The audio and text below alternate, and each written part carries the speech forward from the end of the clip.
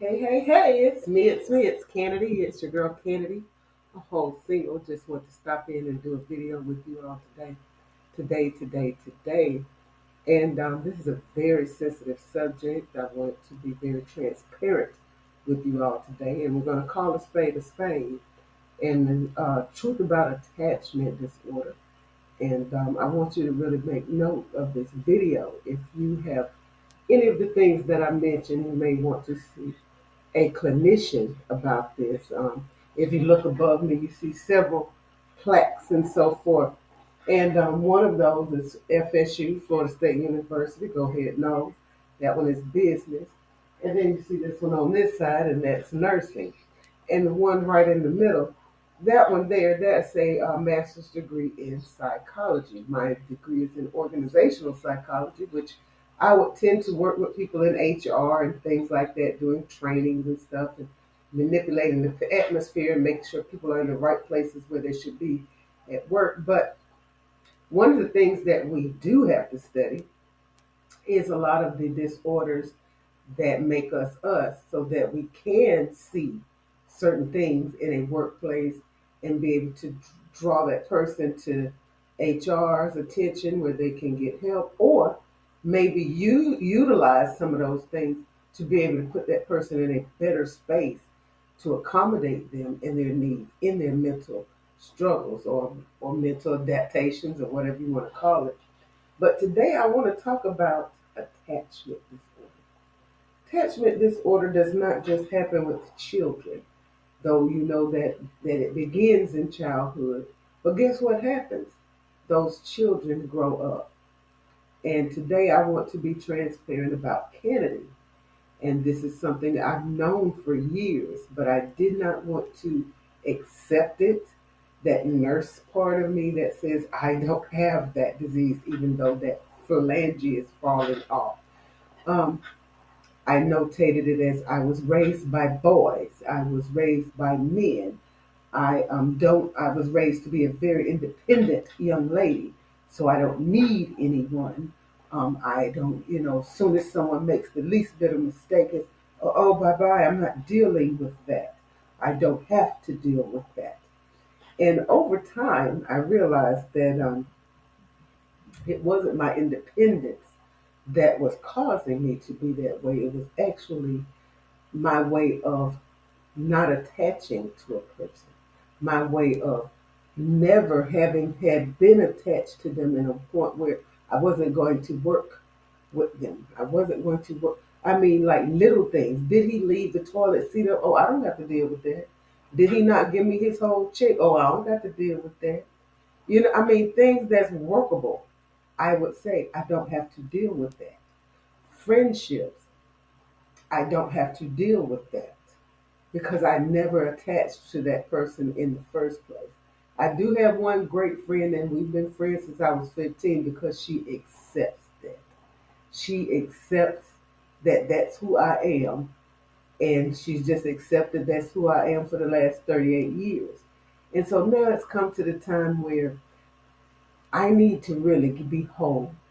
I want to be whole, healed, lacking nothing, and I don't want to be dragging anything either. We say you gotta call Tyrone and let him get them bags for the dude. Guess what? Sometimes we're carrying baggage as well. And this is a bag that I intend to unpack very soon. And so adult attachment disorder does stem from childhood, and it comes from trauma, either neglect and abuse, or neglect or abuse. I was both. I was neglected and abused by my mother. So, and we never bonded. I never bonded with her because she was never there. She she chose to be elsewhere, to throw the little girl off on her brothers, or just leave the little girl with whomever would keep her for months at a time while she left with my stepfather in the truck. When she was home, it was hurtful because she yelled and screamed. She ruled us by terror. It was never love. Our mother would say, "Don't touch me." We couldn't hug her. We couldn't touch her. We couldn't be close to her in the kitchen.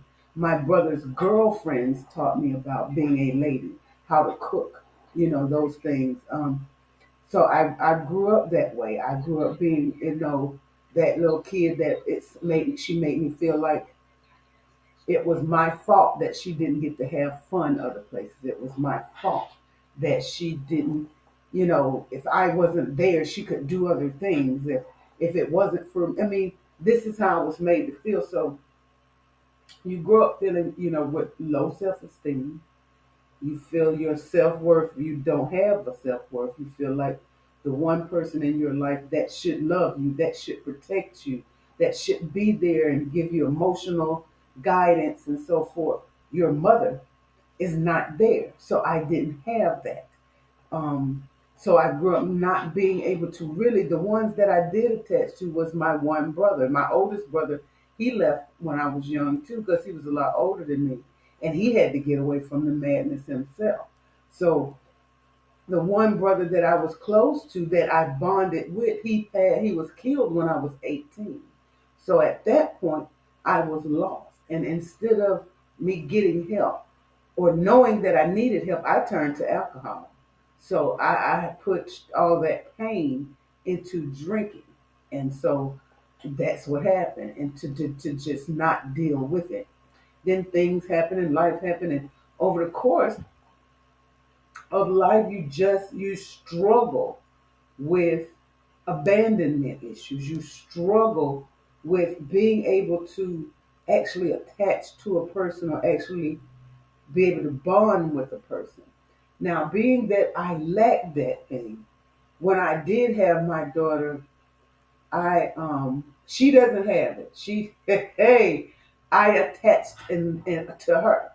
I latched on to her. I would say it's a shame that I had to wait till I was 22 years old and have a baby to be able to feel love and to bond with another person. So that's my story. And so I wanted to just stop. I mean, I'm trying to not cry because it is deeply emotional to me to come to grips, to grasp that the reason why I pushed so many people away out of my life is because of growing up with this disorder.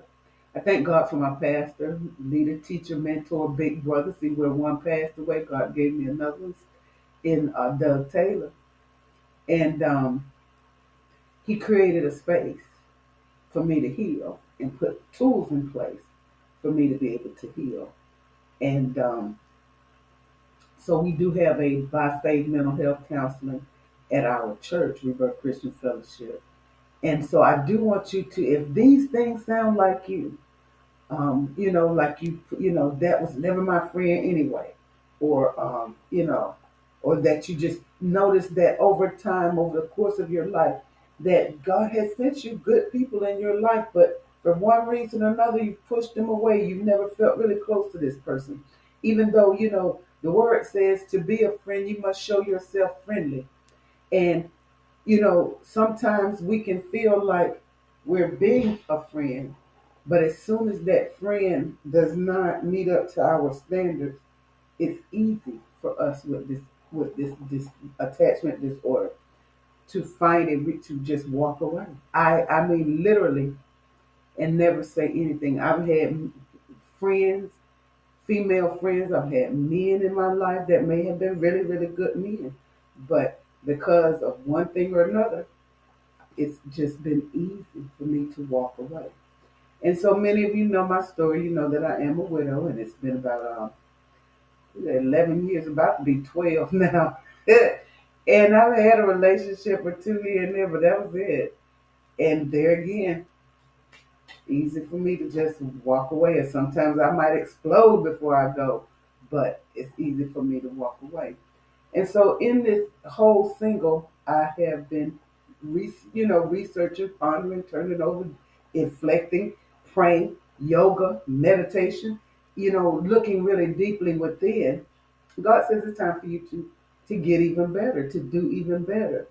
Um, and so I went on and diagnosed myself because I know what it is. I've been with what it was. I just didn't want to put the name to it and make it real, a thing. It is, and I must take care of it. And so now that I'm facing it, and I've decided to get a dog, I've tormented myself about getting a dog because I've had dogs before and they got liberated, meaning I just simply couldn't deal with it anymore with something wanting to be close to me. And I opened the gate and say, be free, and they will be free. But God is working on me, and He's like, you can't do that. Don't get God said to me, I have a husband for you. This is the truth of the matter. God says, I have your husband. I've been, have him over here and he's waiting for you. He said, but Kennedy, yes, he got my whole name, Kennedy Maisha. I'm saving him until you get ready because you're not going to hurt my child. Just as like he was sitting next to me in this chair, you're not going to hurt my child. Meaning what? That man is going to truly, truly love me because that's what I've asked for. But God's like, but you, He may do one thing that you really don't like, and instead of you working on it with him, because no two people are the same, he left the toilet seat up, he got in on your side of the bed, something. He didn't wash the pot. Oh yeah, he didn't wash the pot. One of them got gone by that pot. It's not funny, but it's my way of trying to deal with this right now. But clip, be free. I will liberate you. And God is saying, no, those are things that you could have worked on. You could have said, hey, honey, I just came home from work. Could you not have washed that pot? He could have simply said yes. But me finding a reason that I was like tired of this and this not working, I don't want to do it, or I want to clip, bye. I'm telling you, sometimes that I'm just an independent and I don't need anyone. You know what? If we didn't need anyone, God would have never created Eve. He'd have never made Eve. He'd have let Adam stay by himself and just gave him some animals to take care of. Okay, see where it's going. So now I am going to get me a dog because I do in my studies that a dog can help with attachment disorder. That may not be your solution. You may need to go see a clinician and get some counseling and further guidance. Um, since I do have this little piece of paper up here, and Barry University got quite a lot of my money, I do understand what's been going on. And since I let go of a lot of things, it's getting clearer. Meditation, yoga, is getting clearer. These things that I must work on this within me to help make sure that I'm a whole me before I'm a fracture to him, before I fracture him, before I break his heart. You understand? And so in the meantime, in the between time, I'm gonna not hold you very long, but I did want to stop and make this very serious and very transparent video, and let you know that you're not alone. You are not by yourself, and there are clinicians out there. There, because we suffer from low self-esteem. Some people don't know that. We may dress really well, maybe speak very eloquently, may have high-powered jobs, but on the inside, when we come home to a house by ourselves, a big house with no one in it but you. Why? Because you don't need nobody.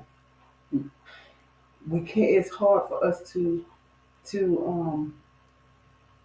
we have challenges with intimacy and boundaries being close. Because like I said, if the one person that's supposed to cuddle and coddle you tells you don't touch me, don't touch me, and never hugged you, waited till you probably 40 some years old before they ever told you they loved you. It's really hard for you to believe that in someone else. So you've created this thing inside for years to try to get past the hurt. But I tell you today, there is a help. There's help. Your help may not be getting a dog, but mine is.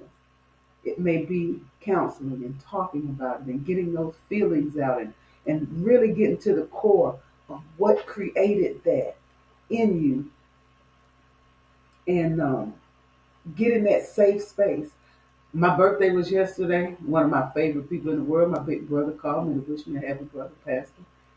And I said, Pastor, I just love this space, this place that I'm in right now. No, it's not perfect. As you can see, I'm talking about a anxiety that I have, a disorder that I have. But I'm in a great enough space that I can recognize it and work on it. God didn't call us to be perfect. He just called us to talk to him, and if we find any wicked way within us, Father God, we pray that he help us to fix that thing. And that's what I'm doing now. And I called out to him and he said, I got a way that I want you to work on this. I want you to get you a little pet. I think I'm going to get a Mimi. I think that's the dog's name, but we'll see Saturday. Anyway, I'll be able to let her come on video and let y'all see the progress that goes along with that. In the meantime, I love you guys by the gallons. Peace, love, and fish grease. Why fish grease? Because it's hot. Y'all get well now.